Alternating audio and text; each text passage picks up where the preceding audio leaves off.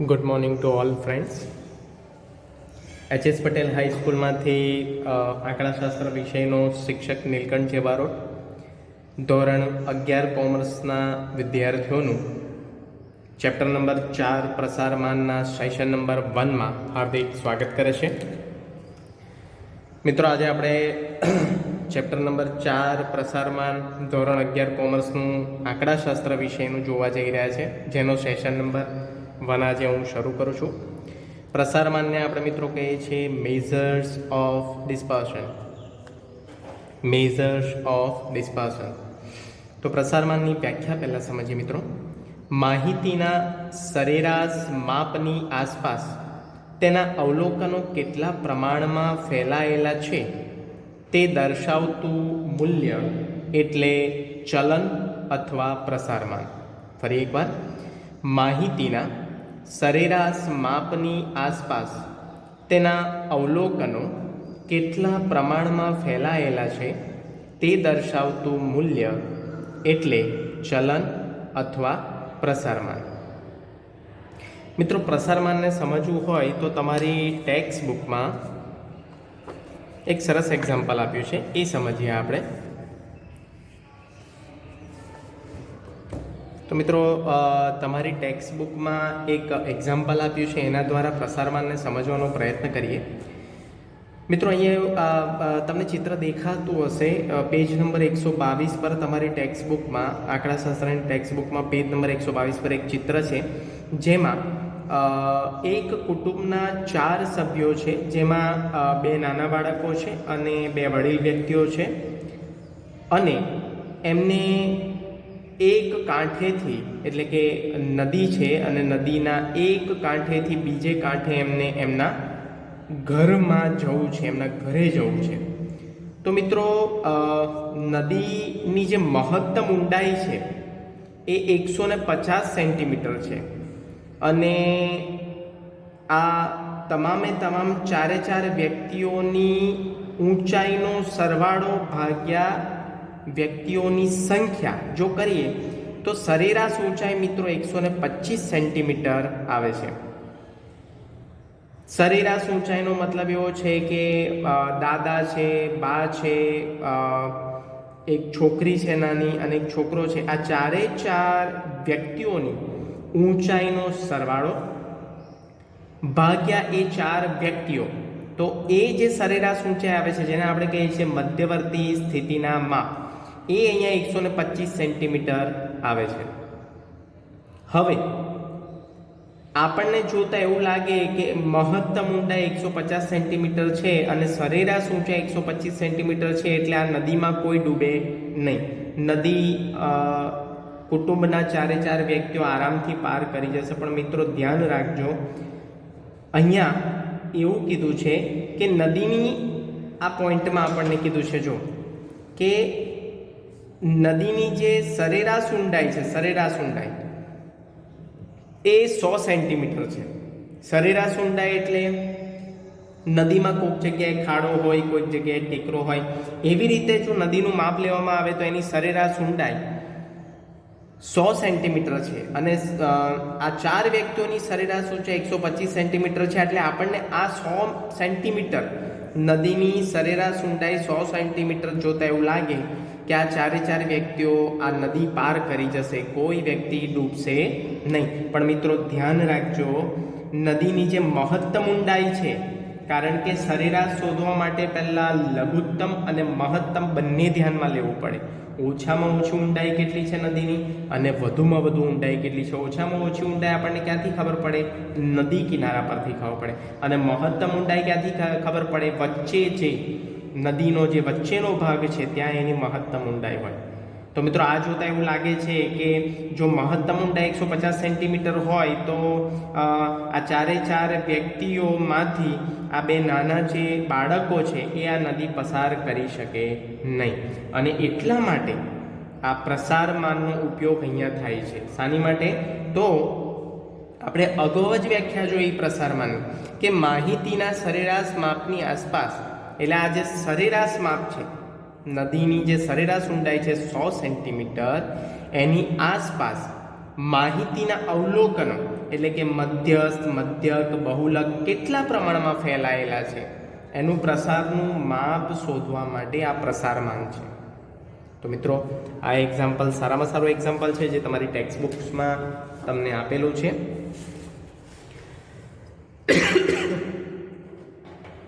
આગળ જોઈએ. અહીંયા આપણને કીધું છે કે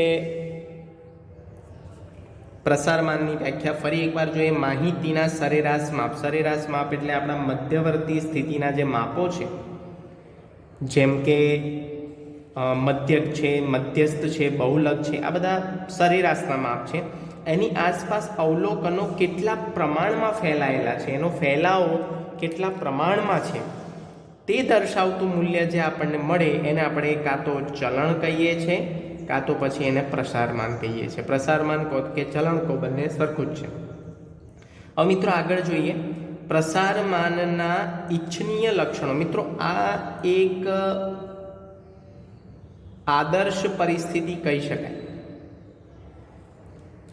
કારણ કે તમે ટેક્સ્ટ બુકમાં જોશો ને તો આના દરેક લક્ષણોમાં હોવું જોઈએ એવી વાત કરી છે. દેટ મીન્સ ભવિષ્યની વાત કરી છે અને આદર્શ પરિસ્થિતિની વાત કરી છે કે પ્રસારમાનનું લક્ષણ આવું હોવું જોઈએ, પ્રસારમાનનું વ્યાખ્યા આવી હોવી જોઈએ. તો એ જોઈએ મિત્રો. અહીંયા મેં પોઈન્ટ્સ લખ્યા છે, એનું એલાબરેશન હું કરું છું આ વિડીયોમાં. વ્યાખ્યા સ્પષ્ટ અને ચોક્કસ હોવી જોઈએ એવું અહીંયા લખેલું છે. વ્યાખ્યા સ્પષ્ટ અને ચોક્કસ હોવી જોઈએ. તો મિત્રો જો અહીંયા વ્યાખ્યા આપણે જોઈ રહ્યા છે, માહિતીના સરેરાશ માપની આસપાસ તેના અવલોકનો કેટલા પ્રમાણમાં ફેલાય છે તે જાણવા માટે પ્રસારમાન ઉપયોગી સાબિત થાય છે. એટલે વ્યાખ્યા સ્પષ્ટ અને ચોક્કસ જોવા મળે હોવી જોઈએ એવો મિનિંગ થાય. ગણતરી અને સમજૂતીમાં સરળ હોવું જોઈએ. ગણતરીમાં એટલે કે પ્રસારમાનના જે કંઈક પણ માપો છે એ બધા ગણતરીમાં સરળ હોવા જોઈએ અને સમજૂતીમાં પણ સરળ હોવા જોઈએ.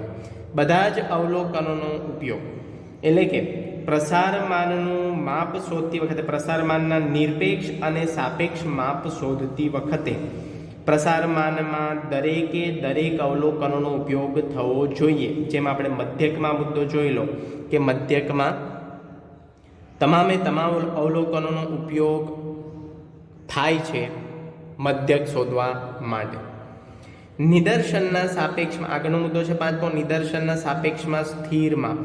એટલે મિત્રો અહીંયા એવું કહેવા માંગે છે કે નિદર્શનનું સાપેક્ષમાં એટલે કે નિદર્શનની પદ્ધતિ, જે પસંદગીની પદ્ધતિ છે એમાં સ્થિર માપ જોવા મળે છે. એટલે કે સમષ્ટિમાં એક સરખા માપવાળા અલગ અલગ ગ્રુપ પાડવામાં આવે છે. એટલે કે સમજો, એક્ઝામ્પલ આપીએ કે 100 વિદ્યાર્થીઓ હોય તો 100 વિદ્યાર્થીઓ એ સમષ્ટિ છે, આપણે પસંદ કરવાના છે એમાંથી ફક્ત 5 વિદ્યાર્થીઓ, તો એ નિદર્શ થયું. ફરી એક વખત કહું છું, ધ્યાનથી એક્ઝામ્પલ સમજજો. 100 ક્લાસમાં 100 વિદ્યાર્થીઓ છે, પણ આપણે કોઈ એક રમત માટે ફક્ત 5 વિદ્યાર્થીઓની પસંદગી કરવાની છે. તો આપણે શું કરીશું? સૌપ્રથમ એ 100 વિદ્યાર્થીઓના 5 ગ્રુપ બનાવી દઈશું એક સરખા માપવાળા, કાં તો એ એક સરખા માપવાળા જે 5 ગ્રુપ બનાવ્યા 20-20ના, એમાંથી 5 વિદ્યાર્થીઓને પસંદ કરવા માટે આપણે શું કરીશું? તો 5 ગ્રુપમાંથી એટલે કે દરેક ગ્રુપમાંથી એક વિદ્યાર્થીને પસંદ કરીશું જે રમતમાં હોશિયાર, ચપળ અને તંદુરસ્ત હોય. તો એવી રીતે આ 5 વિદ્યાર્થીઓ પસંદ કરીશું જેને આપણે કહીએ છીએ નિદર્શના સાપેક્ષમાં સ્થિર માપ. એટલે કે દરેકે દરેક સમષ્ટિના માપને કાં તો એના પેરામીટર્સને સરખું મહત્ત્વ આપવામાં આવે છે. અતિ નાના અને મોટા અવલોકનોની ઓછી અસર હોવી જોઈએ એવું મિનિંગ થાય છે અહીંયા પણ એવું છે, નિદર્શનના સાપેક્ષમાં સ્થિર માપ હોવું જોઈએ. પછી આ મુદ્દો ચોથો રહી ગયો છે મિત્રો, બેઝિક ક્રિયાઓ માટે અનુકૂળ. એટલે કે પ્રસારમાનના જે નિરપેક્ષ અને સાપેક્ષ 4 માપ છે, વિસ્તાર, પછી ચતુર્થક વિચલન, પછી સરેરાશ વિચલન અને પ્રમાણિત વિચલન, આ 4 જે નિરપેક્ષ માપ છે એ નિરપેક્ષ માપ બેઝિક ક્રિયાઓ માટે અનુકૂળ છે. એટલે કે સર્વસામાન્ય ક્રિયાઓમાં આ માપ ઉપયોગી સાબિત થાય છે. 6થો નંબર, અતિ નાના અને અતિ મોટા અવલોકનોની ઓછી અસર. મિત્રો હોવી જોઈએ એવો મિનિંગ થાય છે. અહીંયા બધું આદર્શ પરિસ્થિતિ છે એટલે હોવી જોઈએ.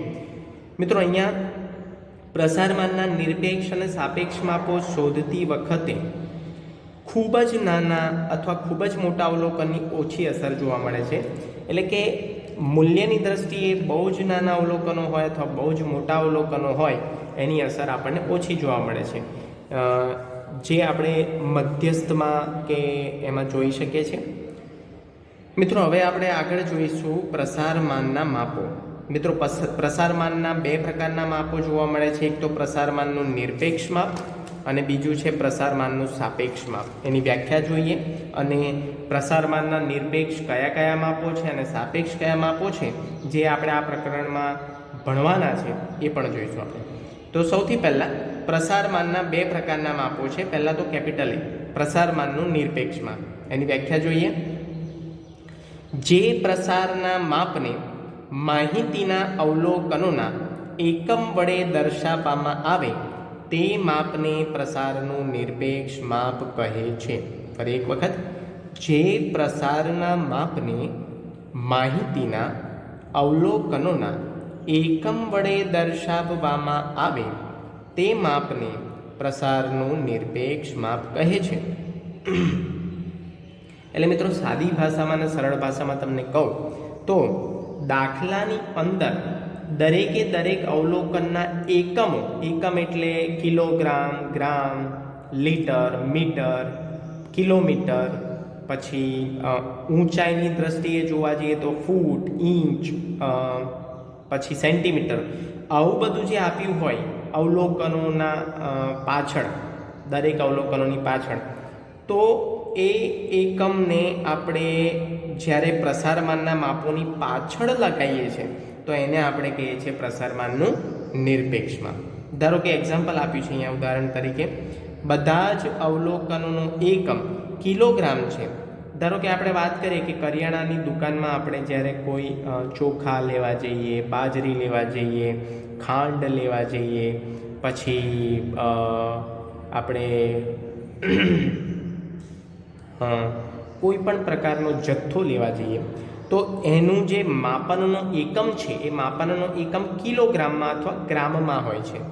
તો દરેક અવલોકનનો એકમ એક સરખો જ્યારે હોય કિલોગ્રામમાં કે ગ્રામમાં, તો માહિતીના પ્રસારના નિરપેક્ષ માપનો એકમ પણ કિલોગ્રામ લખવો પડે છે કમ્પલસરી. પણ મિત્રો આ પ્રસારમાનના જે નિરપેક્ષ માપો છે એની પાછળ જ આપણે એકમ લગાડવાનો છે. પ્રસારમાનના જે સાપેક્ષ માપો આપણે ભણીશું એ એકમ રહિત માપ છે, એની પાછળ એકમ લગાડવાનો નથી. જોઈએ આગળ આપણે પ્રસારમાનના નિરપેક્ષ માપો કયા કયા છે જેની પાછળ આપણે અવલોકનના એકમ લગાડીશું. પહેલું છે વિસ્તાર, જેને આપણે ઇંગ્લિશમાં કહીએ છીએ રેન્જ. બીજું નિરપેક્ષ માપ છે ચતુર્થક વિચલન, જેને આપણે ઇંગ્લિશમાં કહીએ છીએ ક્વાર્ટાઇલ ડેવિએશન. ત્રીજું આપણું નિરપેક્ષ માપ છે સરેરાશ વિચલન, જેને આપણે કહીએ છીએ મીન ડેવિએશન. અને ચોથું આપણું માપ છે પ્રમાણિત વિચલન, જેને આપણે કહીએ છીએ સ્ટાન્ડર્ડ ડેવિએશન. હાલમાં મિત્રો આપણે સેશન નંબર 1માં વિસ્તાર અને ચતુર્થક વિચલન બે માપોના દાખલા, એની થિયરી અને એના સૂત્રો જોઈશું. અને ત્યારબાદ સરેરાશ વિચલન અને પ્રમાણિત વિચલન આપણે આગળ જોઈશું. તો મિત્રો પ્રસારમાનના માપો પૈકીનું બીજું માપ એટલે કે પી, પ્રસારમાનનું સાપેક્ષ માપ. તો એની વ્યાખ્યા જોઈએ મિત્રો. પ્રસારનું જે માપ એકમથી મુક્ત હોય તેને પ્રસારનું સાપેક્ષ માપ કહે છે. ફરી એકવાર, પ્રસારનું જે માપ એકમથી મુક્ત હોય તેને પ્રસારનું સાપેક્ષ માપ કહે છે. તો પ્રસારનું જે સાપેક્ષ માપ છે એ એકમથી મુક્ત છે, અહીંયા લખ્યું છે, એટલે એનો મિનિંગ શું થયો કે પ્રસારના જે માપની પાછળ આપણે એકમ એટલે કે કિલોગ્રામ, ગ્રામ, લીટર, મીટર, કિલોમીટર, ઊંચાઈની દ્રષ્ટિએ જોવા જઈએ તો ફૂટ, ઇંચ, આ બધું લગાડતા નથી, તો એને આપણે કહીએ છીએ પ્રસારમાનનું સાપેક્ષ માપ. બરાબર છે. નોંધ નંબર 1 છે પ્રસારના સાપેક્ષ માપને પ્રસારાંક એટલે કે કોએફિશિયન્ટ ઓફ ડિસ્પર્શન પણ કહે છે. ફરી એકવાર આ 1 માર્કમાં પૂછાતો ક્વેશ્ચન છે મિત્રો, ખૂબ જ ધ્યાનથી નોંધ. જે પણ હું નોંધ તમને લખાવીશ એ વિભાગ એ અથવા બીમાં 1 માર્કમાં પૂછાઈ શકે એની શક્યતા 99.99% છે. તો પ્રસારના સાપેક્ષ માપને પ્રસારાંક એટલે પ્રસારનું જે સાપેક્ષ માપ છે, અહીંયા સાપેક્ષ માપો આપ્યા છે. વિસ્તારનું જે સાપેક્ષ માપ છે એને સાપેક્ષ વિસ્તાર અથવા વિસ્તારાંક કહે છે. ચતુર્થક વિચલનનું જે સાપેક્ષ માપ છે એને ચતુર્થક વિચલનાંક કહે છે. વિસ્તારના સાપેક્ષ માપને ઇંગ્લિશમાં કહેવાય છે કોએફિશિયન્ટ ઓફ રેન્જ. ચતુર્થક વિચલનના સાપેક્ષ માપને આપણે કહીએ છીએ કોએફિશિયન્ટ ઓફ ક્વાર્ટાઇલ ડેવિએશન. સરેરાશ વિચલનના સાપેક્ષ માપને આપણે કહીએ છીએ સરેરાશ વિચલનાંક, એને ઇંગ્લિશમાં કહેવાય છે કોએફિશિયન્ટ ઓફ મીન ડેવિએશન. અને પ્રમાણિત વિચલનના સાપેક્ષ માપને આપણે કહીએ છીએ પ્રમાણિત વિચલનાંક, એને ઇંગ્લિશમાં આપણે કહીએ છીએ કોએફિશિયન્ટ ઓફ સ્ટાન્ડર્ડ ડેવિએશન. તો મિત્રો આ બધા આપણા સાપેક્ષ માપ હતા. આપણે આ સાપેક્ષ માપો પૈકી વિસ્તારાંક, જેને બીજી ભાષામાં આપણે કહીએ છીએ સાપેક્ષ વિસ્તાર, અને ચતુર્થક વિચલનનું સાપેક્ષ માપ જેને આપણે કહીએ છીએ ચતુર્થક વિચલનાંક, આ બે આપણે સેશન નંબર 1માં જોઈશું. મિત્રો આગળ પ્રસારના નિરપેક્ષ અને સાપેક્ષ માપોની વ્યાખ્યા અને એનો અર્થ જોઈએ. સૌપ્રથમ તો વિસ્તાર માહિતીના સૌથી મોટા અને સૌથી નાના અવલોકનોના તફાવતને વિસ્તાર કહે છે. ફરી એકવાર, માહિતીના આપણને અવલોકનોની જે માહિતી આપ્યા હોય, અવલોકનોના જે ડેટા આપ્યા હોય એના સૌથી મોટા અને સૌથી નાના, એટલે સૌથી મોટામાં મોટું અવલોકન અને સૌથી નાનામાં નાનું અવલોકન, એ બંને અવલોકનના તફાવતને વિસ્તાર કહે છે. અને વિસ્તારને સંકેતમાં કેપિટલ R, કારણ કે વિસ્તારનું ઇંગ્લિશ થાય છે આગળ તમને જેમ કીધું એમ રેન્જ. રેન્જ એટલે વિસ્તાર, અને રેન્જ પૈકી કેપિટલ R વડે દર્શાવાય છે. વિસ્તારનું સાપેક્ષ માપ છે, અહીંયા હું લખું છું તમારી સમજૂતી માટે.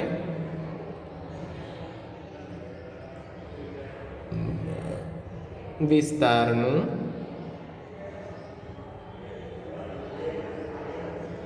સાપેક્ષ માપ.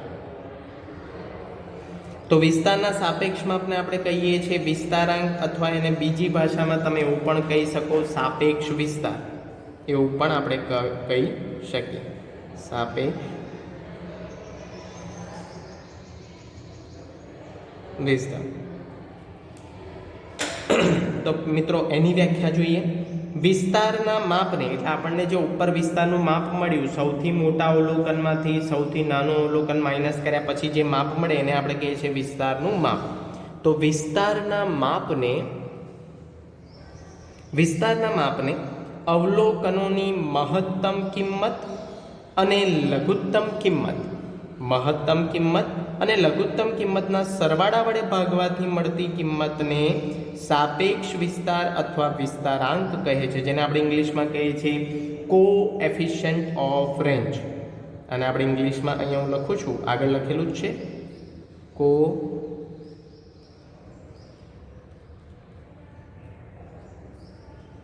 કોએફિશિયન્ટ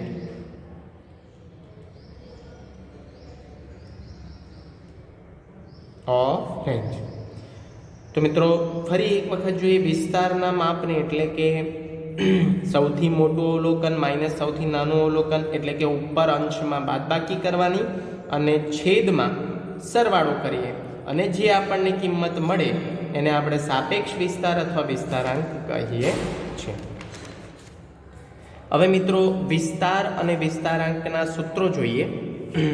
તો વિસ્તારનું સૂત્ર છે, વિસ્તાર એટલે એને આપણે કેપિટલ R કહીએ છીએ સંકેતમાં. તો capital R is equal to XH minus XL, જ્યાં XH ને આપણે કહીએ છીએ અવલોકન પૈકી સૌથી મોટું અવલોકન, એને આપણે ઇંગ્લિશમાં XH ને કહીએ છીએ highest limit of variable X, અને એક્સેલને કહીએ છીએ સૌથી નાનું અવલોકન, એટલે કે માહિતીના અવલોકન પૈકી સૌથી નાનું અવલોકન, જેને આપણે ઇંગ્લિશમાં કહીએ છીએ lowest limit of variable x.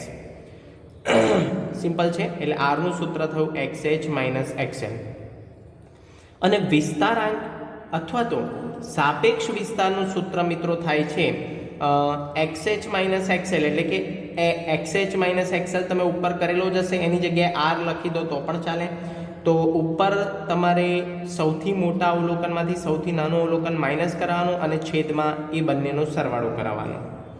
અને એવું ન લખવું હોય તો આવું પણ લખી શકો. જો તમે વિસ્તાર શોધેલો હોય અને ડાયરેક્ટ વિસ્તારાંક શોધવો હોય તો તમે R ઉપર અંશમાં લખી શકો, કારણ કે R નો મતલબ થાય છે XH માઇનસ XL. એટલે અહીંયા બીજું સૂત્ર પણ લખેલું છે ઓરમાં, R ના છેદમાં XH પ્લસ XL. તો આ મિત્રો વિસ્તાર અને વિસ્તારાંકનું આપણું સૂત્ર છે.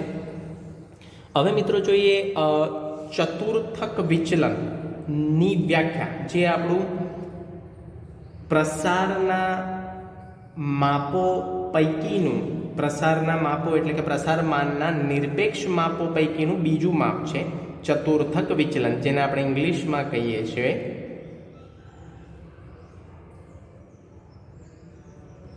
ક્વાર્ટાઇલ ડેવિએશન, જેને આપણે સંકેતમાં QD વડે દર્શાવીએ છીએ. QD વડે નીચે આપેલું છે, છતાંય આપણે જોઈ લીધું. માહિતીના, એની વ્યાખ્યા છે માહિતીના તૃતીય ચતુર્થક. મિત્રો તમને ખ્યાલ હશે ચેપ્ટર નંબર 3 મધ્યવર્તી સ્થિતિના માપમાં આપણે તૃતીય ચતુર્થક, પ્રથમ ચતુર્થક, એટલે કે આપણે આગળ જોયેલું કે ચતુર્થકોના 3 પ્રકાર પડે. ચતુર્થકોની 3 જ કિંમત આપણને મળે. ચતુર્થકોના એકચ્યુઅલી એક સરખા 4 ભાગ પડે, પણ એની કિંમત આપણને 3 જ મળે, Q1, Q2 અને Q3. તો એ આગળ આપણે સૂત્રો જોયેલા છે, એટલે એના સૂત્રો અહીંયા હું રિપીટ કરતો નથી, કારણ કે અહીંયા Q3 અને Q1 ના સૂત્રો તમારે કંઠસ્થ કરવાના છે ચેપ્ટર નંબર 3 ના આધારે.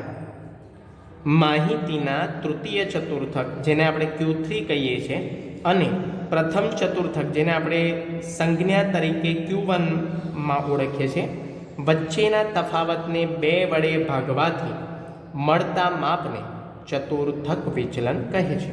ફરી એકવાર, માહિતીના તૃતીય ચતુર્થક Q3 અને પ્રથમ ચતુર્થક વચ્ચેના તફાવતને, એટલે Q3 માઇનસ Q1 અપોન 2 ભાગ્યા 2 વડે ભાગવાથી જે આંક મળે છે આપણને, જે માપ મળે છે, એને આપણે કહીએ છીએ ચતુર્થક વિચલન.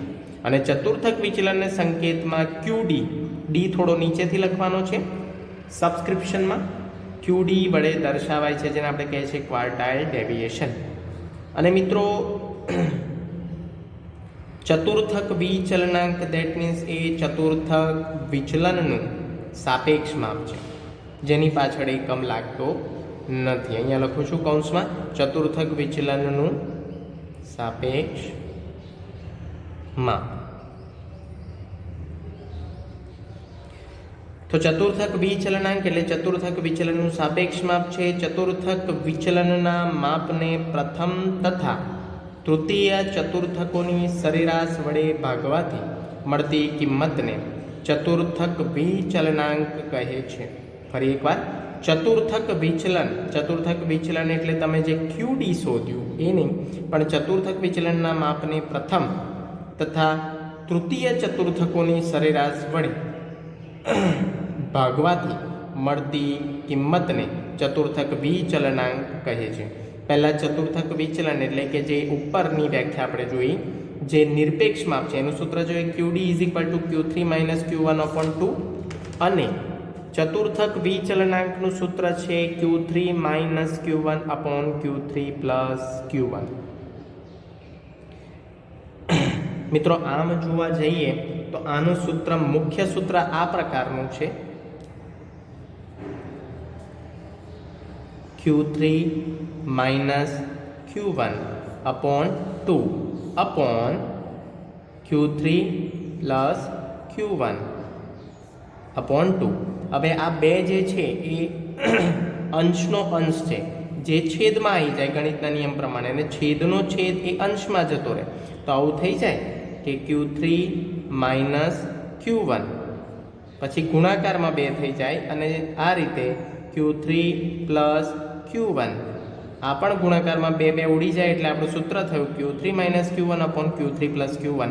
એટલે મુખ્ય સૂત્રની વાત કરું છું. આ મુખ્ય સૂત્ર આ છે Q3 માઇનસ Q1 અપોન 2 છેદમાં Q3 પ્લસ Q1 અપોન 2, એટલે આ 2 અંશ અને છેદમાં 2 2 ઉડી જાય એટલે મુખ્ય સૂત્ર આપણું સાદું સૂત્ર બને, સાદું રૂપ આપીને કે Q3 minus Q1 upon Q3 plus Q1, એટલે કે તૃતીય ચતુર્થક અને પ્રથમ ચતુર્થકનું તફાવત છેદમાં તૃતીય ચતુર્થક અને પ્રથમ ચતુર્થકનો સરવાળો, જેનાથી આપણને મળશે ચતુર્થક વિચલનાંક, જે ચતુર્થક વિચલનનું સાપેક્ષ માપ છે. તો મિત્રો આગળ આના દાખલા જોઈશું આપણે.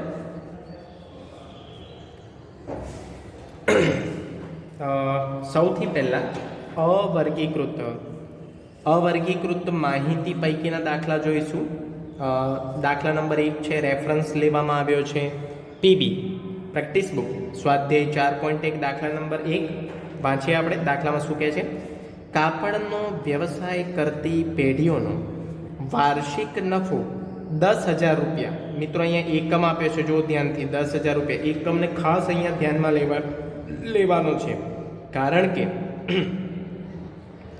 પ્રસારમાનના જે નિરપેક્ષ માપો છે, જેમ કે વિસ્તાર, ચતુર્થક વિચલન આપણે જે જોવાના છે, એની પાછળ એકમ લગાડવો પડશે કમ્પલસરી. નહીં તો તમારો અડધો માર્ક કપાશે જો નહીં લગાવો તો. પણ એના જે સાપેક્ષ માપ છે, વિસ્તારનું સાપેક્ષ માપ છે વિસ્તારાંક અને ચતુર્થક વિચલનનું સાપેક્ષ માપ છે ચતુર્થક વિચલનાંક, એની પાછળ 10,000 રૂપિયા લગાડવાના નથી. માં નીચે મુજબ આપેલ છે વિસ્તાર અને ચતુર્થક વિચલન. આપણા પ્રશ્નો જોઈ લે, આપણને શું પ્રશ્ન પૂછવામાં આવ્યો છે, તો આપણે શોધવાનું છે વિસ્તાર અને ચતુર્થક વિચલન, તેમજ આ બંનેના સાપેક્ષ માપ પણ શોધો. એટલે ટોટલ 4 વેલ્યુઝ આપણે શોધવાની છે. પહેલાં તો નિરપેક્ષ માપ અને પછી સાપેક્ષ માપ. તો મિત્રો શરૂ કરીએ છીએ. પહેલાં ડેટા જોઈ લઈએ, આપણને કેટલા ડેટા આપ્યા છે? 22, 30, 15, 20. આ બધા પેઢીઓનો વાર્ષિક નફો છે 10,000 રૂપિયામાં આપ્યો છે. 15, 20, 19, 31, 25, 22, 18 અને 20 અને 23. ટોટલ 2 અને 2 4 અને 2 6 અને 2 8 ને 2 10 ને 11 ડેટા આપ્યા છે. સૌથી પહેલાં મિત્રો આપણે આને શું કરવાનું છે? માહિતીના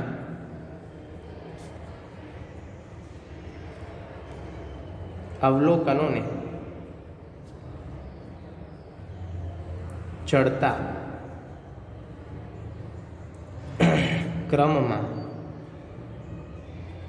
ગોઠવતા, એટલે માહિતીના અવલોકનોને આપણે ચડતા ક્રમમાં ગોઠવીશું. તો સૌથી પહેલાં આવું કેમ કરીએ છીએ મિત્રો, એ ધ્યાન રાખજો, કારણ કે વિસ્તારમાં આની કોઈ જરૂર નથી, પણ આપણે જરૂર ક્યાં પડશે? ચતુર્થક વિચલનમાં, કારણ કે ચતુર્થક વિચલનનું સૂત્ર છે જેમાં આપણે Q3 અને Q1 શોધવાના છે. અને Q3 અને Q1 શોધવા માટે સૌથી પહેલું પગથિયું આપણે કરવું પડે છે કયું? જે આપણે આગળ શીખી ગયા છે મધ્યવર્તી સ્થિતિમાનના માપોમાં, કે મધ્યવર્તી સ્થિતિના જે માપો છે ચતુર્થકો, એને પહેલાં આપણે શામાં ગોઠવવા પડે? તો સૌથી પહેલાં આપણે એને શામાં ગોઠવવા પડે? ચડતા ક્રમમાં. એટલે ચડતા ક્રમમાં ગોઠવી દઈએ. તો સૌથી નાનું માપ આમાં કયું છે? જોઈએ 15, પછી સેકન્ડ માપ છે આપણું 18, 20 નહીં સોરી 19, 20, ફરી 20, 22, ફરી 22, પછી 22 પછીનું આગળનું માપ છે આપણું 23, પછી 25, પછી છે 30 અને 31. મિત્રો ગણી લઈએ, પહેલાં ગણી લેવાનું કે 11 માપ પૂરા થાય છે. 1 2 3 4 5 6 7 8 9 10 અને 11 તો પૂર્ણ થાય છે. હવે આપણે લખીશું મિત્રો સૌથી પહેલાં અવલોકન પૈકી સૌથી મોટું અવલોકન, જેને આપણે શું કહીએ છીએ, XH. અને નીચે લખીશું, આ પહેલી વાર છે એટલે આટલી બધી વાક્ય રચના લખું છું. સેકન્ડ ટાઈમમાં આવું બધું આપણે નહીં કરીએ, સીધા XH અને XL લખી દઈશું. સૌથી નાનું અવલોકન, જેને આપણે શું કહીશું, XL.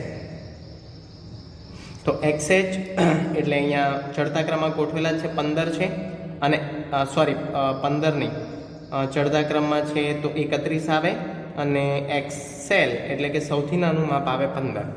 હવે મિત્રો આપણે સૌથી પહેલું માપ શોધીએ. નંબર 1માં વિસ્તાર, જેને આપણે રેન્જ પૈકી R તરીકે ઓળખીએ છીએ, અને એનું સૂત્ર છે XH માઇનસ XL. XH એટલે કે 31 માઇનસ 15, તો આપણને મિત્રો કેટલા મળશે, 16 મળશે. અહીંયા 16. તો R બરાબર આપણને મળ્યા છે 16. પણ મિત્રો આ ધ્યાન રાખજો, આ નિરપેક્ષ માપ છે એટલે એની પાછળ એકમ લગાડવાનું, ને એકમ છે 10,000 રૂપિયા. આ કમ્પલસરી લગાડવું પડે. આન્સરને મિત્રો આ રીતે પણ લખી શકાય ઓર કરીને, કે તમે 10,000 રૂપિયા વાર્ષિક નફો આપ્યો છે તો ગુણ્યા 10,000 કરાવી દો, એટલે તમારો જે આન્સર છે એ થઈ જશે 1,60,000 રૂપિયા. પછી 10,000 પાછળ લખવાની જરૂર નથી, કારણ કે આ ડેટાને તમે કન્વર્ટ કર્યા છે 10,000 ગુણાકાર કરીને, એટલે પછી આની પાછળ એકમ ફક્ત રૂપિયા લખવાની જરૂર પડે. તો મિત્રો આ બે રીતે આન્સર લખી શકાય.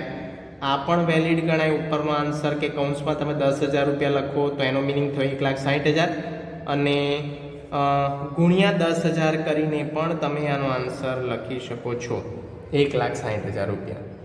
તો મિત્રો આ આપણું હતું વિસ્તાર એટલે કે પ્રસારમાનનું પહેલું નિરપેક્ષ માપ. હવે આનું સાપેક્ષ માપ આપણે શોધીશું, જેને આપણે શું કહીએ છીએ, વિસ્તારાંક. પણ એની કોઈ સંજ્ઞા નથી, એટલે કે એને સાંકેતિક ભાષામાં ઓળખાતો નથી. તો અહીંયા લખીશું વિસ્તારાંક, અને વિસ્તારાંકનું એક સૂત્ર આવું છે, R માઇનસ XH પ્લસ, નીચે પ્લસ થાય એટલું ધ્યાન રાખજો. તો R બરાબર કેટલા છે જે આપણે શોધ્યા છે, 16 છેદમાં, અહીંયા 1,60,000 લખવાની જરૂર નથી, તમારે 16 જ લખવાના છે. 16 છેદમાં XH પ્લસ XL. XH કેટલા છે, 31 માઇનસ ની જગ્યાએ પ્લસ કરવાના 15. 16ના છેદમાં 31 પ્લસ 15 એટલે આવશે 46. તો આપણને આ માપ મળશે 16 માઇનસ 46 એટલે 0.3478, જેને આપણે રાઉન્ડ ફિગરમાં ફેરવીએ તો થાય 0.35 ગુણ્યા, તમે જો આને ડિજિટમાં ફેરવવા માગતા હોય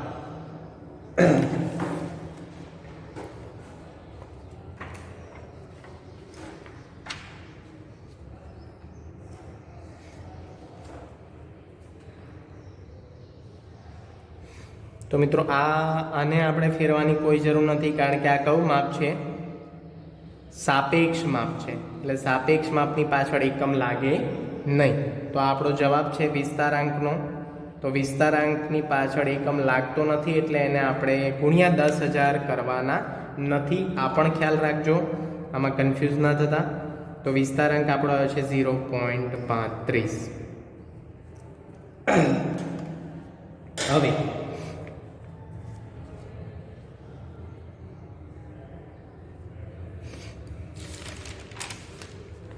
આપણને બીજા નંબર પર જે માપ પૂછ્યું છે એ છે ચતુર્થક વિચલન, જેને આપણે QD તરીકે ઓળખીએ છીએ. પણ એની માટે આપણે શોધવું પડશે સૌથી પહેલાં Q3, અને Q3નું અવર્ગીકૃત માહિતીમાં સૂત્ર આપણે ચેપ્ટર નંબર 3માં ભણેલા છે કે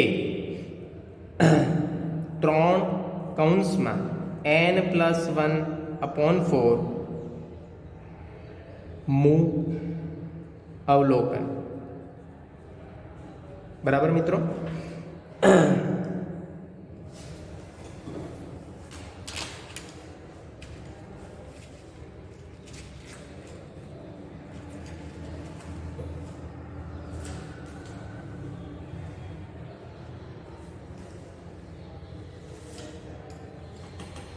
સોરી,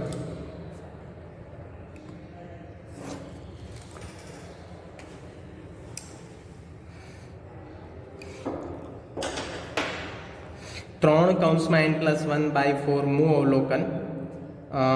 3 પછી n બરાબર મિત્રો આપણે n ને શું કહીએ છીએ અહીંયા? તો n મીન્સ વોટ?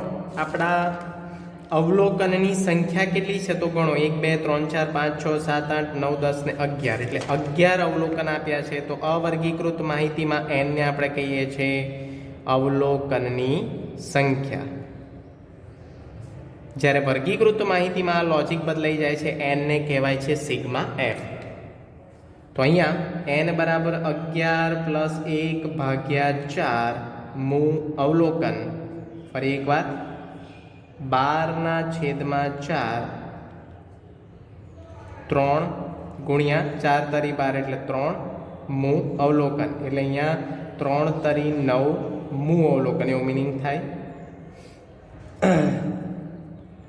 તો મિત્રો અહીંયા 9મું અવલોકન આપણે જોવા જઈએ, ચડતા ક્રમમાં આપણે જોવાનું છે. ખાસ ધ્યાન રાખજો, 1 2 3 4 આમ નથી ગણવાનું. 1 2 3 4 5 6 7 8 9 એટલે 25 આપણો જવાબ આવ્યો. Q3 બરાબર અહીંયા થશે 25, અથવા આ કયું માપ છે? તો ઓર કરીને તમે એવું પણ લખી શકો કે 25 ગુણ્યા 10,000 રૂપિયા. અને આપણે એવું કહી શકીએ કે 25 પછી કૌંસમાં 10,000 રૂપિયા એવું પણ કહી શકાય. અને બીજો આન્સર છે 25 ગુણ્યા 10,000 કરો તો તમારો આન્સર આવે 25,000 રૂપિયા. આવું પણ લખી શકાય, કારણ કે મિત્રો આ નિરપેક્ષ માપ છે એટલે એની પાછળ એકમ કમ્પલસરી લગાડવો પડે છે. તો આ બંને આન્સર તમારા વેલિડ છે. બરાબર છે? કન્ફ્યુઝ નહીં થવાનું. અને હવે આપણે શોધીએ Q1. Q1 નું સૂત્ર છે, એક કૌંસમાં 1 ન લખો તો પણ ચાલે, n+1/4. ભાગ્યા 4 એટલા માટે કે ચતુર્થક એટલે એક સરખા 4 ભાગ મુ અવલોકન. 1 n+1 n મીન્સ 11 જે ઉપર આપેલા છે અહીંયા, +1/4 મુ અવલોકન. 12/4 મુ અવલોકન એટલે ત્રીજું અવલોકન એવું મિનિંગ થાય છે. 4 તરી 12 એટલે ત્રીજું અવલોકન. અને મિત્રો ચડતા ક્રમમાં ગણવાનું ત્રીજું અવલોકન એટલે 19. એટલે અહીંયા લખીશું Q1 બરાબર 19, કૌંસમાં પાછળ તમે આવું લખવાનું છે એકમ 10,000 રૂપિયા, અથવા તમે આવું પણ લખી શકો કે Q1 = 19 ગુણ્યા 10,000 રૂપિયા બરાબર 1,90,000 રૂપિયા. આ પણ આન્સર કહી શકાય. આ બંને આન્સર વેલિડ ગણાય છે, પણ એકમ પાછળ લગાડવો જ પડે છે. 1,90,000ની પાછળ પણ મેં રૂપિયા લગાવ્યા છે, જો તમે, એ પણ એકમ છે. તો 1,90,000 રૂપિયા. હવે આપણે મિત્રો મીન માપ શોધીશું આપણું QD, જેને આપણે કહીએ છીએ ચતુર્થક વિચલન, ને એનું સૂત્ર છે Q3. હંમેશા Q3 પહેલાં આવે, કારણ કે Q3 એટલે 75% અવલોકનો અને Q1 એટલે 25% અવલોકનો. હંમેશા 75%માંથી 25% માઇનસ થાય, નહીં કે 25%માંથી 75%. એટલે ભૂલથી પણ Q1 - Q3 ના લખતા મિત્રો, ભાગ્યા 2. Q3 જે આપણે 25 લખીશું તો પણ ચાલશે. 25 માઇનસ 19 ભાગ્યા 2. 25 માઇનસ 19 દેટ મીન્સ 6 આવશે. તો 6 ભાગ્યા 2 એટલે અહીંયા આવશે 3. તો 3 પછી કૌંસમાં તમારે લખવાનું છે, કારણ કે આ નિરપેક્ષ માપ છે, 10,000 રૂપિયા. અથવા બીજી રીતે તમે આવું પણ લખી શકો કે 3 ગુણ્યા 10,000 બરાબર 30,000 રૂપિયા. આવું પણ લખી શકાય. તો આ બંને જવાબ આપણા વેલિડ છે. ક્યુડી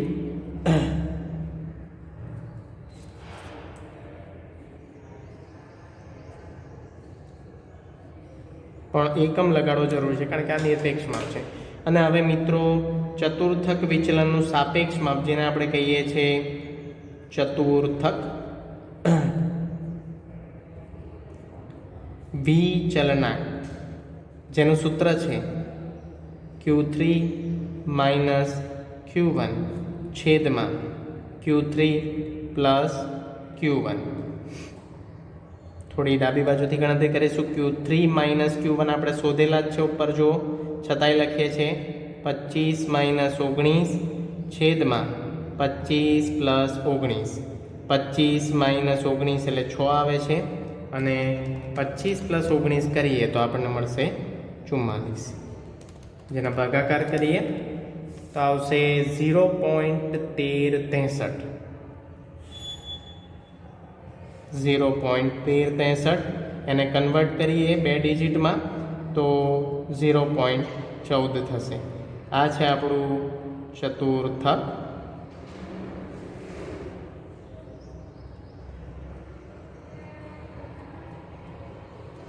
વિચલનાંક. મિત્રો આની પાછળ આપણે એકમ લગાડવાનો નથી ને આને કન્વર્ટ કરવાનો નથી ગુણ્યા 10,000 વડે, કારણ કે આ કયું માપ છે? સાપેક્ષ માપ છે. એટલે બહુ જ ધ્યાન રાખજો,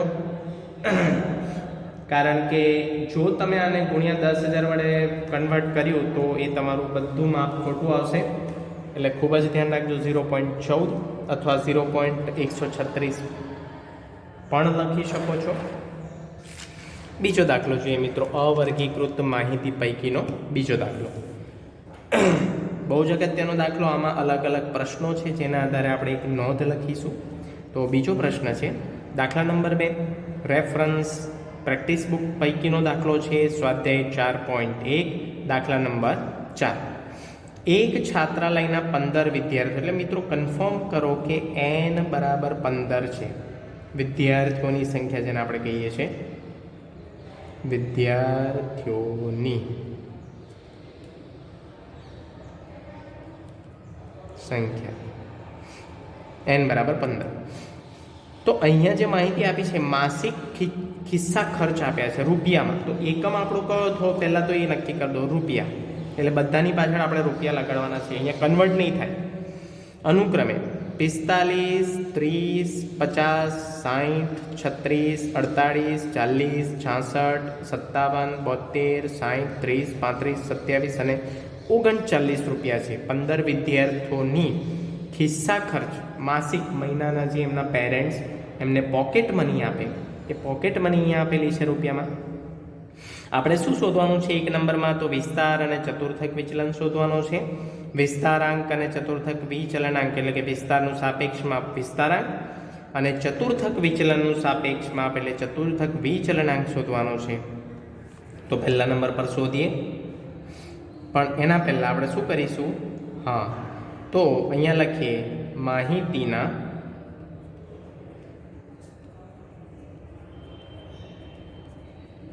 અવલોકનોને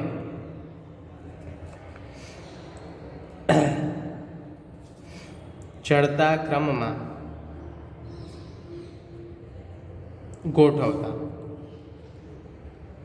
તો માહિતીના અવલોકનોને ચડતા ક્રમમાં ગોઠવતા, તો અહીંયા ચડતા ક્રમમાં ગોઠવીએ. ડેટા ઘણા બધા છે, 15, એટલે બહુ શાંતિથી આપણે આ પ્રક્રિયા કરવી પડશે.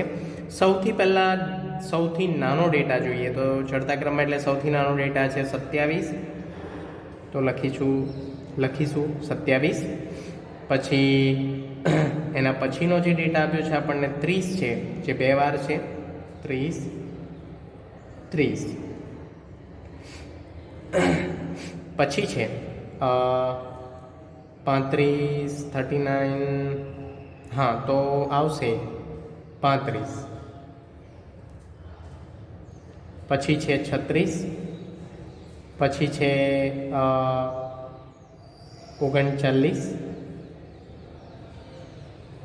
1 2 3 4 5 6. 39 પછીનો આગળનો ડેટા છે મિત્રો 40. પછીનો ડેટા છે 45. પછીનો ડેટા છે 48. પછીનો ડેટા છે 50. પછીનો ડેટા છે 57. પછીનો ડેટા છે 60, 2 વાર છે.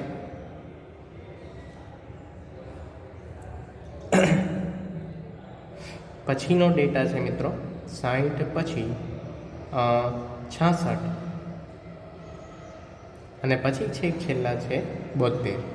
તો મિત્રો કાઉન્ટિંગ કરી લઈએ, 15 થવા જોઈએ. 1 2 3 4 5 6 7 8 9 10 11 12 13 14 અને 15 થઈ જાય છે.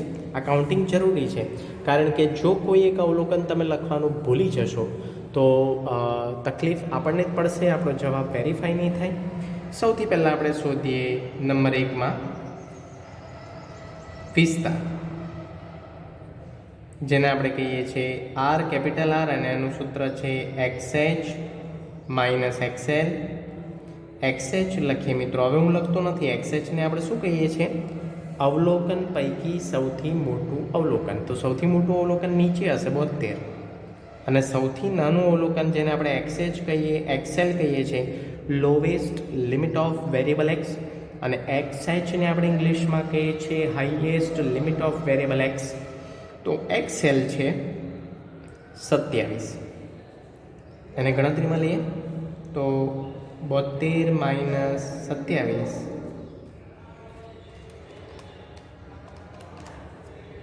તો આપણને મળશે 45 આર બરાબર. અને અહીંયા એકમ આપ્યો છે રૂપિયામાં, તો પાછળ રૂપિયા અવશ્ય લગાડવું પડે આપણને.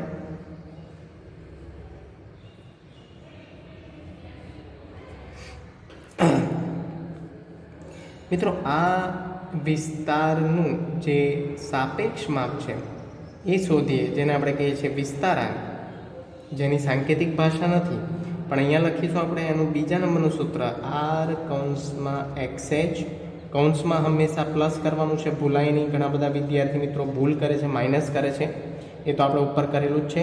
હું ડાયરેક્ટ આર લખું છું 45 છેદમાં XH જે આપેલા છે એ છે 72 પ્લસ 27.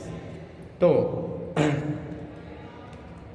72 પ્લસ 27 દેટ મીન્સ 99 થાય છે, એટલે કે 45 છેદમાં 99. તો 45 છેદમાં 99 એટલે 0.4545 થાય છે. તો અહીંયા લખીશું 0.45, જે આપણને મળે છે વિસ્તારાંક. મિત્રો આ વિસ્તારાંક એ વિસ્તારનું સાપેક્ષ માપ છે, જેની પાછળ આપણે એકમ લગાવીશું નહીં, કારણ કે આ કેવું માપ છે? સાપેક્ષ માપ. તો સાપેક્ષ માપ કેવું હોય? એકમથી મુક્ત માપ હોય, એની પાછળ રૂપિયા લગાડાય નહીં. હવે આપણે જોઈશું બીજો એમનો નંબર જે છે નંબર 2 પ્રશ્ન, જે આપણે શોધવાનું છે ચતુર્થક વિચલન, જે પ્રસારમાનનું કેવું માપ છે? નિરપેક્ષ માપ છે. જો ચતુર્થક વિચલનને આપણે કહીએ છીએ QD, અને એનું સૂત્ર છે Q3 માઇનસ Q1 છેદમાં 2. સૂત્ર લખતા પહેલાં તમે Q3 ને Q1 શોધો તો પણ ચાલે. અહીંયા આપણે શોધી નાખીએ છીએ. સોરી,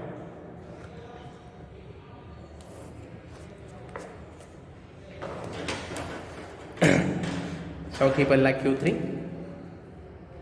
તો અવર્ગીકૃત માહિતીના Q3નું સૂત્ર આગળ આપણે જોયું 3 કૌંસમાં n+1/4 ભાગ્યા 2 ના કરતા 4 કરજો. મુ અવલોકન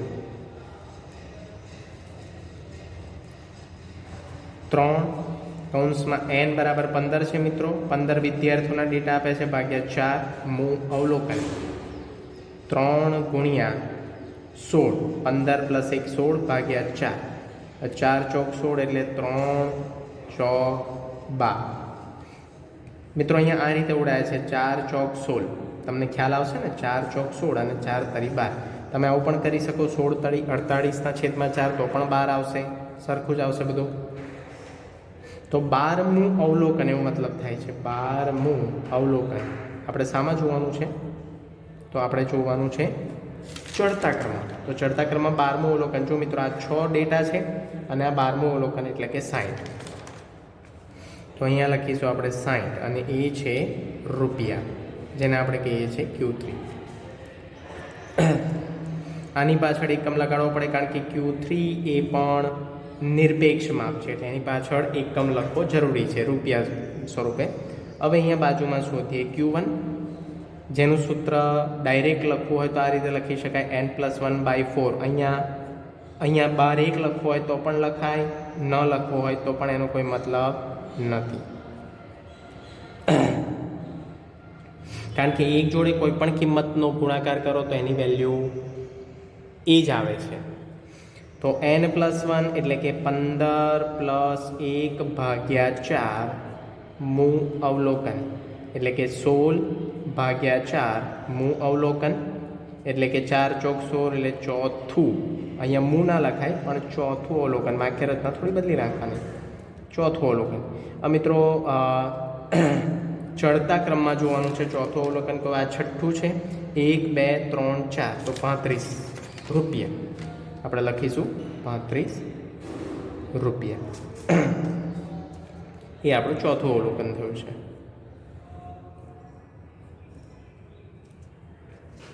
Q1 ચોથું અવલોકન.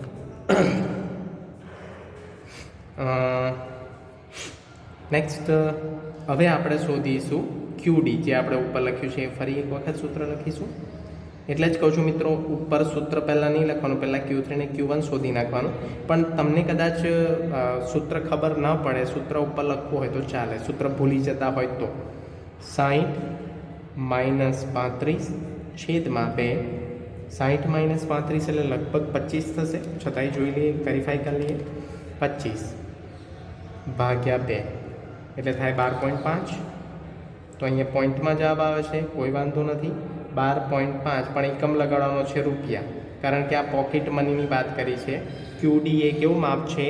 નિરપેક્ષ. એટલે QDની પાછળ એકમ લગાડવો ખૂબ જ આવશ્યક છે. 12.5 અને પછી આપણે અહીંયા લખીશું એનું સાપેક્ષ માપ, જેને આપણે કહીએ છીએ ચતુર્થક વિચલનાંક. ચતુર્થક વિચલનાંકનું સૂત્ર છે Q3 - Q1 upon Q3 + Q1. Q3 - Q1 એટલે 60 - 35 છેદમાં 60 + 35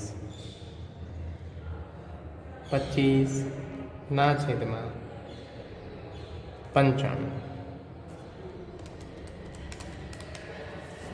તો 25 ના છેદમાં 95 કરીશું તો આવશે 0.2631. તો આપણે અહીંયા લખીશું 0.26.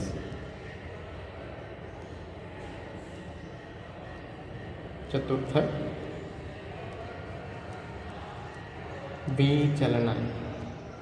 મિત્રો આની પાછળ એકમ લગાડવાનો નથી કોઈ પણ સંજોગોમાં, કારણ કે આ કયું માપ છે? સાપેક્ષ માપ, એટલે એકમ મુક્ત માપ છે આ.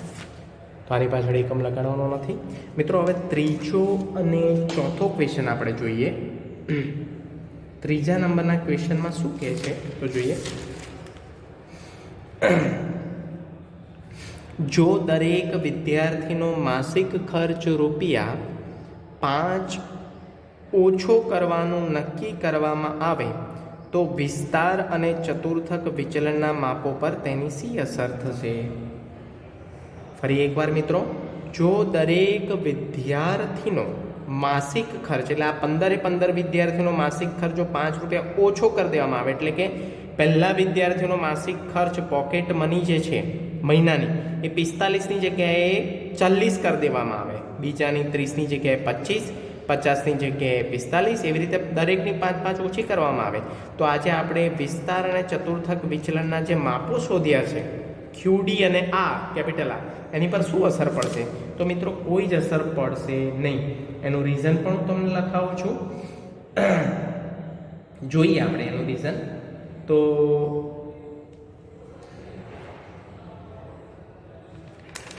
અહીંયા લખીએ, દરેક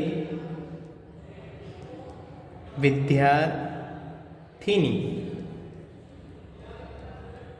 હું અહીંયા ઇંગ્લિશમાં લખું છું પોકેટ મની, એટલે કે એની માસિક પોકેટ મની, મંથલી કૌંસમાં, એનો માસિક ખિસ્સા ખર્ચ જેને આપણે કહીએ છીએ ગુજરાતીમાં પોકેટ મની મંથલીમાં ₹5નો ઘટાડો કરાય તો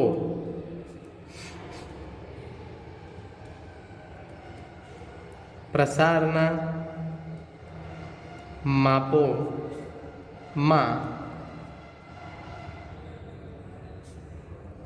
કોઈ ફેરફાર થશે નહીં. હવે એનું કારણ લખીએ. કારણ કે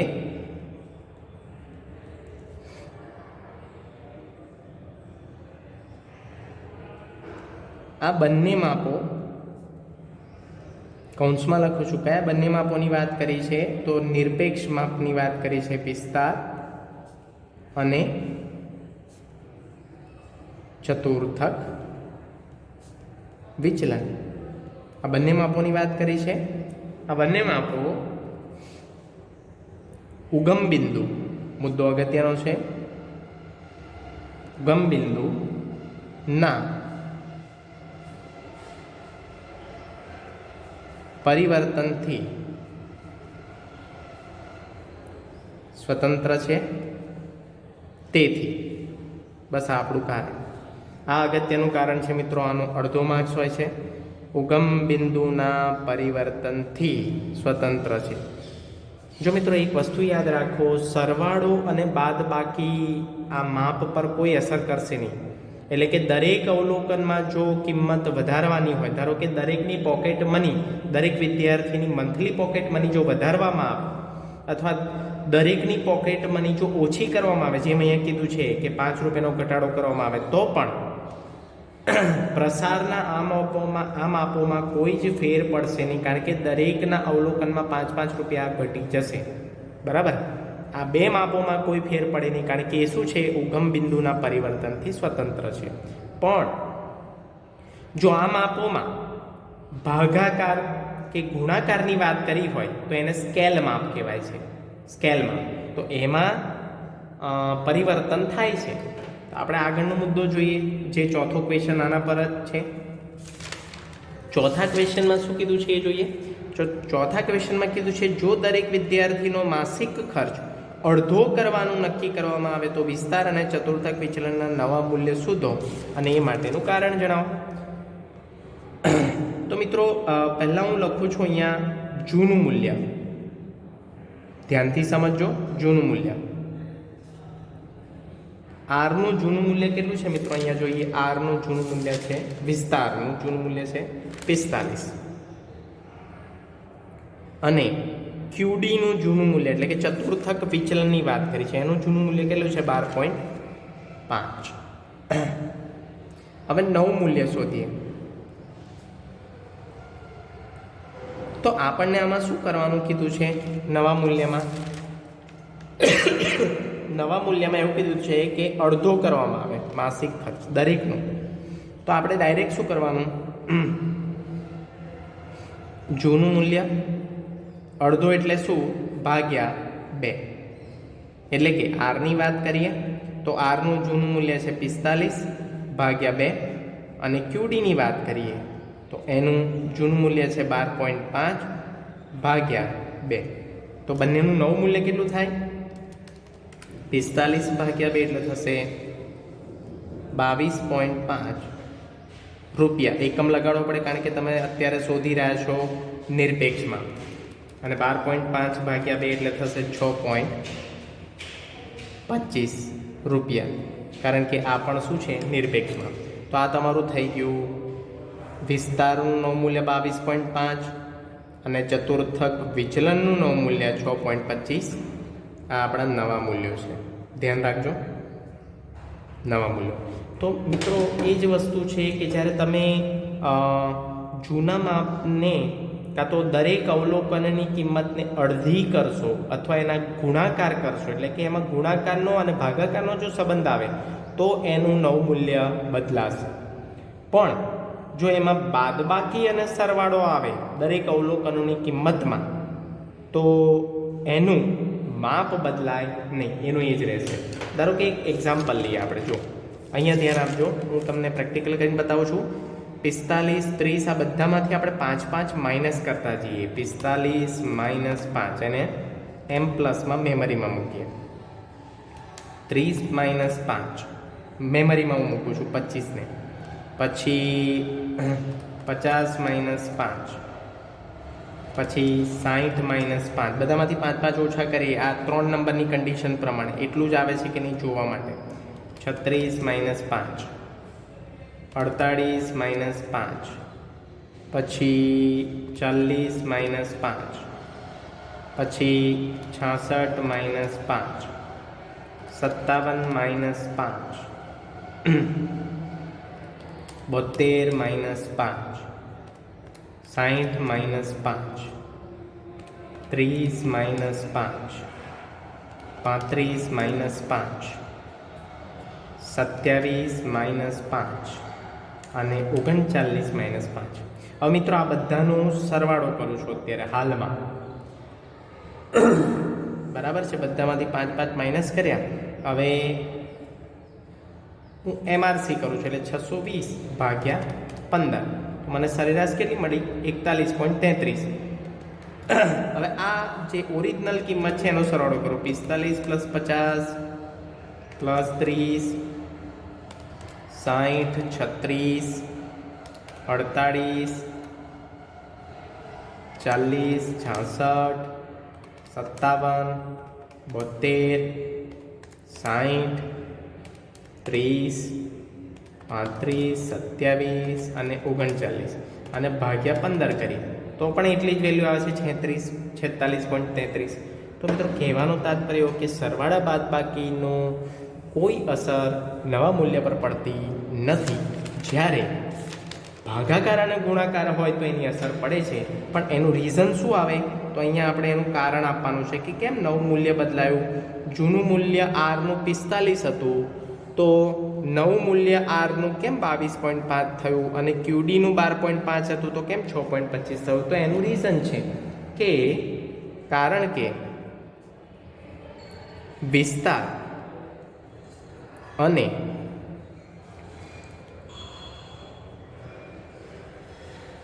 ચતુર્થક વિચલન માપો સ્કેલ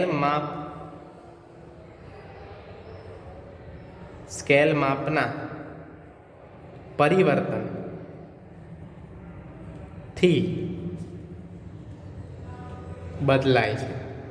એટલે એનો મિનિંગ એવો થયો કે સ્કેલ માપ જો લેવામાં આવે તો એમાં પરિવર્તન થાય છે. સ્કેલ માપમાં તમે પરિવર્તન કરો તો આના માપ બદલાય છે. તમે આપણે શું કર્યું? ભાગ્યા 2 કરીએ એટલે બધાનું સ્કેલ માપ બદલાઈ ગયું, એટલે એનું જવાબ જે આવ્યો એ ભાગ્યા 2 કરીને આવ્યો બધાનો. તો મિત્રો સેશન નંબર 1 અહીંયા આપણે પૂર્ણ કરીએ છીએ. હવે આગળ સેશન નંબર 2માં આપણે વિસ્તાર અને વિસ્તારાંક અને ચતુર્થક વિચલન અને ચતુર્થક વિચલનાંકના વર્ગીકૃત માહિતી પૈકી અસતત અને સતત આવૃત્તિ વિતરણના દાખલા જોઈશું. Thank you so much.